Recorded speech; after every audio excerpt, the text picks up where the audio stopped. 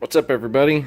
So, it is Thursday, April 6th, and you guys pretty much know what this is. Yeah, well, it's Project Insanity. This will probably be one of the last videos I do of it. Because I'm probably going to be selling the chassis.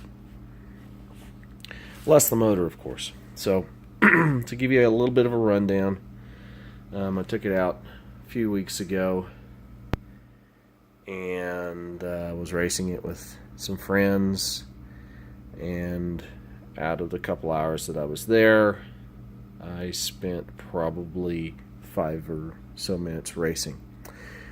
The rest of the time was wrenching on it. Not because of any of the chassis modifications that I've done. Well, that's not necessarily true. I had to replace the opposite side. I broke one of these, and I twisted an aluminum rear support.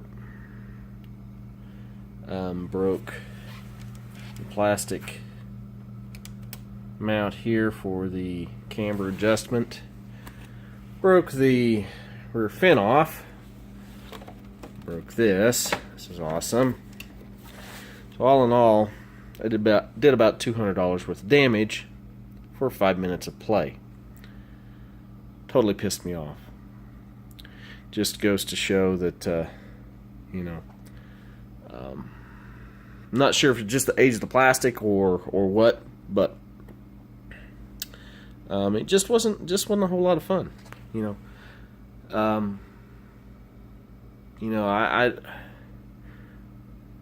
was just extremely disappointed with the performance of not necessarily the vehicle. When it was running, it was really, really running. Engine performed flawlessly. The drivetrain was great. Ended up breaking a drive cup, sheared off a drive line. One of these back here, as you can see. It broke the body. See, busted that. But other than that, the motor was just running swimmingly well. Didn't have one bit of trouble with it. It was running great. Other than the chassis parts, plastic parts that failed on me. So even the aluminum parts are disappointing. So I think I'm probably going to get away from the Red Cat stuff. Not saying that this isn't a good chassis for bashing or whatever. I would highly suggest that you don't jump it.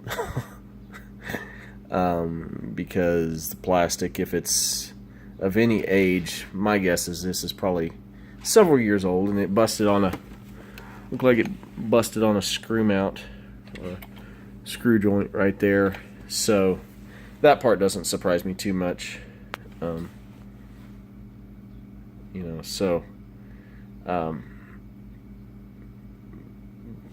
$200 worth of damage, in for 5 minutes of play just doesn't make a whole lot of sense to me. So I'm moving to a different chassis, different manufacturer, different chassis.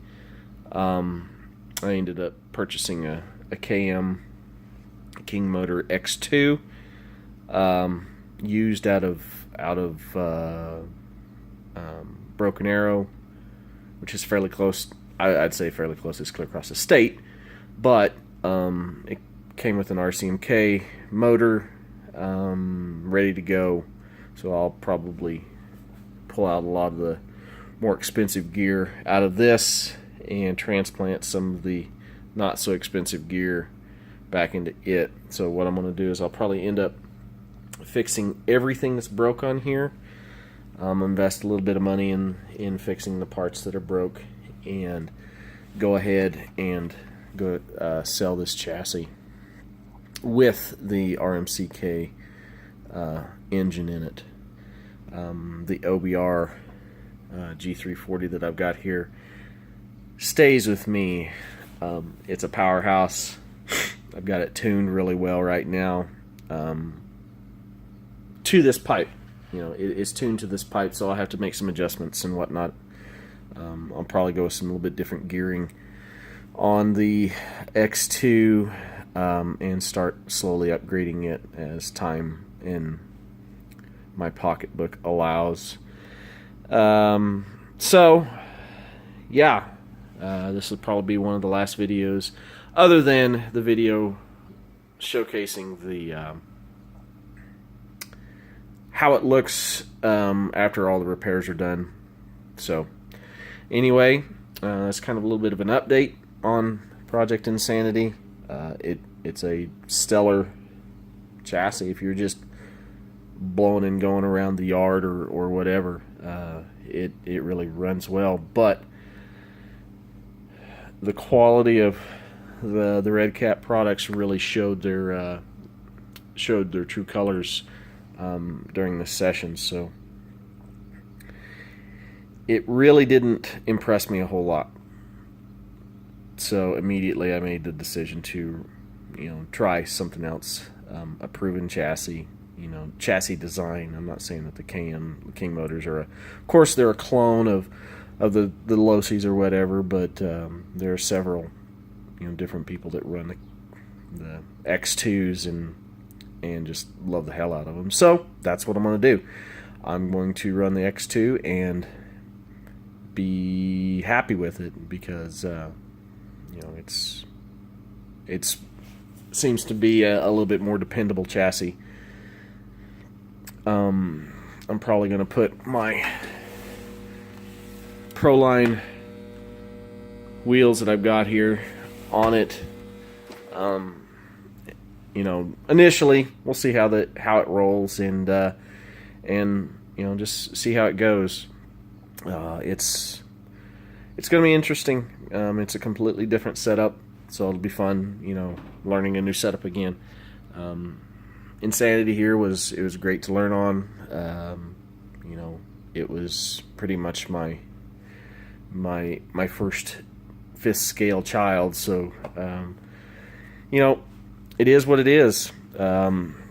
Whenever I list this thing, I'll probably list it on my Facebook page, on eBay, whatever, and it'll come just as you see it, less the OBR. It probably won't have the radio gear in it either. It'll probably have some sort of radio gear, but I'm not exactly sure. I'll probably include some sort of kill switch because I would hate to have to fire it up and not have some sort of safety mechanism in place for that particular reason of safety. So that's one safety tip I will need to throw out that's not just particular to this car, but any fifth scale for that matter needs to have a kill switch on board. Not a fail safe, a kill switch. Fail safes are great, but they don't protect you against whenever the battery runs out. Put a damn kill switch on it. Anyway, everybody have a blessed day. We'll catch you later. Peace.